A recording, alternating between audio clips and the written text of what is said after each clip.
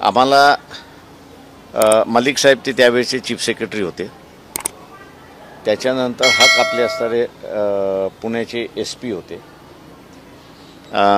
त्याच्यानंतर देवेंद्र फडणवीस हे असणारे मुख्यमंत्री होते। तेव्हा या तिघांनाही दंगलीची बातमी किती वाजता कळाली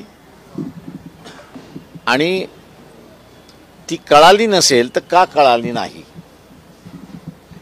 याचा शोध घेणं हा कमिशनचं सगळ्यात मोठं वर्क आहे असं त्या ठिकाणी मानतोय। कारण का 1 तारखेला काय काय घडलं आणि पुन्हा ते घडू नये याच्यासाठी सजेशन्स गव्हर्नमेंटने मागितलेले आहेत। माझा आत्ता सर कमिशनच्या मेंबरशी असताना बोलणं झालं त्या सगळ्या ह्याच्यामध्ये 17 तारखेला त्यांनी पुन्हा आर्ग्युमेंटसाठी दिलेला आहे, वेळ दिलेला आहे। त्यावेळेस या सगळ्या गोष्टी मी असं कमिशन पुढे त्या ठिकाणी आणणार आहे अशी एक परिस्थिती आहे। त्याच्याचबरोबर जाता जाता मी त्यांना असं हेही म्हणालो की शरद पवार जे आहेत त्यांचं ॲफिडेव्हिट इथे सादर केल्यानंतर त्यांनी असं एक प्रेस कॉन्फरन्स घेतली होती आणि गव्हर्नमेंटचा स्टँड कसा चुकीचा आहे आणि त्या संदर्भातली त्यांच्याकडे असणारे काही महत्त्वाचे कागदपत्र आहेत। तेव्हा कमिशननं असणारी एक विनंती केली होती की शरद पवारांकडून सुद्धा ती जी महत्त्वाची कागदपत्र आहेत तीही आपण त्याच्यामध्ये मागून घ्यावीत म्हणून त्यांना विनंती करण्यात आली। पण आता 1 तारखेला परत भीमा कोरेगाव आहेच, त्या संदर्भात काय बोलणं नाही, त्या संदर्भात काही नाही। ज्या पद्धतीने परभणीत हिंसाचार मी आता येतोय त्याच्यामध्ये करतोय ना 2 वाजता मी तिथे दोन्ही ठिकाणी फक्त इथं बाकी प्रेसमध्ये दे दोन्ही ते मी असं म्हणेन त्याच्यामध्ये की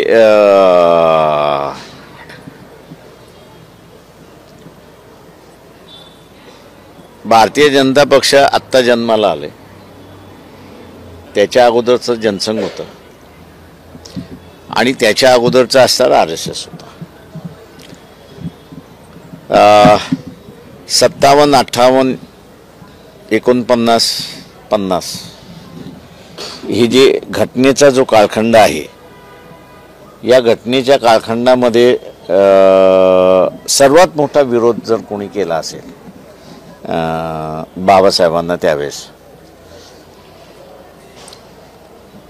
त्या कालावधीमध्ये असणारा या संघटनांनी केला अशी असणारी परिस्थिती आहे। त्याच्यामुळे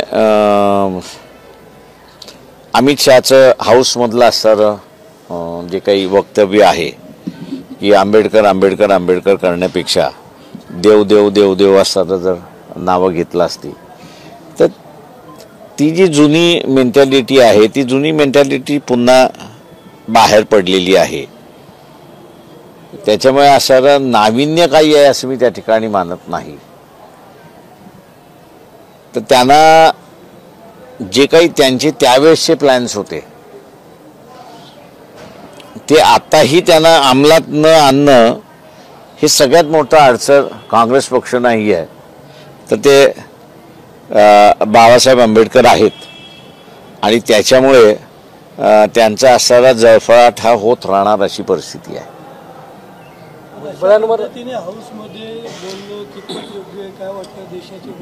मी म्हणून म्हणालो ना की तो जो जळफळाट आहे तो जळफळाट